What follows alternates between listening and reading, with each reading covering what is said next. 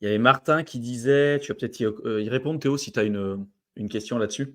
Martin Barieux et concrètement pour vous, une bonne performance de bull run, c'est combien sur un wallet total? Si on a été early?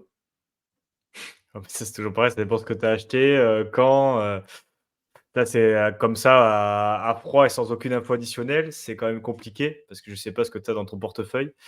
Je sais pas la répartition, puis ça dépendra aussi des cycles de schéma narratif et surtout des points d'entrée. Parce que early sur BTC, on parle early, le low du cycle précédent, ou on parle early 2013.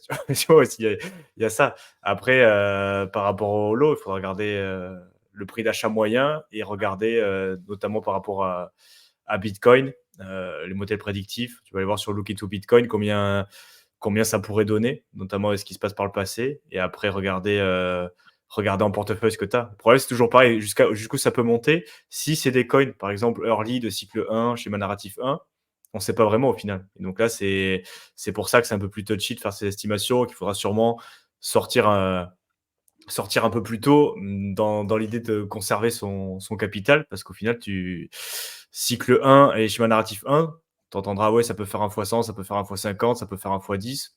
Au final, on sait pas jusqu'où ça peut monter, donc toujours compliqué. Il faudrait que tu mettes un peu plus de détails sur la répartition de ton portefeuille, pas les montants toujours, hein, mais répartition de portefeuille et les périodes d'achat pour pouvoir être un peu plus précis. Mais là, comme ça, à chaud, c'est pas, c'est pas forcément facile, quoi.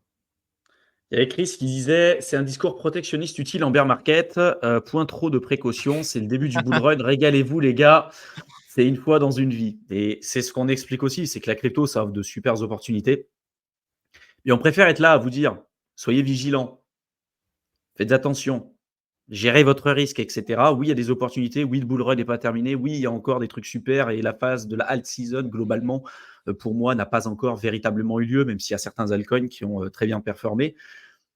Mais soyez vigilants. Voilà. Soyez vigilants. Chaque année, il y a plus de personnes qui perdent de l'argent en crypto, même ceux qui rentrent tôt, parce que le côté psychologique aussi, des fois, le reprend le dessus. Mais il y a plus d'argent qui perdent, il y a plus de personnes qui perdent de l'argent en crypto qui n'en gagnent, et c'est pas pour rien. Donc Et oui, j'aime bien c'est une fois dans votre vie. Non, si vous êtes vraiment dans le secteur crypto, c'est pas une fois dans votre vie en fait le bull run. C'est une fois tous les Nous, ça 4 fait ans. déjà plusieurs cycles qu'on est là. Voilà, exactement. Là, on est sur le cycle de 4 ans, mais après, ça va peut-être s'étaler, ça sera peut-être moins important. Mais non, non, c'est justement ce type de discours. On est toujours sur l'urgence et c'est ce qui fait que vous allez vous manger. J'ai vu quelques commentaires où ils disent qu'effectivement, je suis trop sérieux, je suis trop pessimiste et autres. Mais c'est pas grave, je l'assume. Moi, j'ai réussi dans le secteur crypto, j'ai plus besoin de ça aujourd'hui. Donc après, chacun fait comme il veut.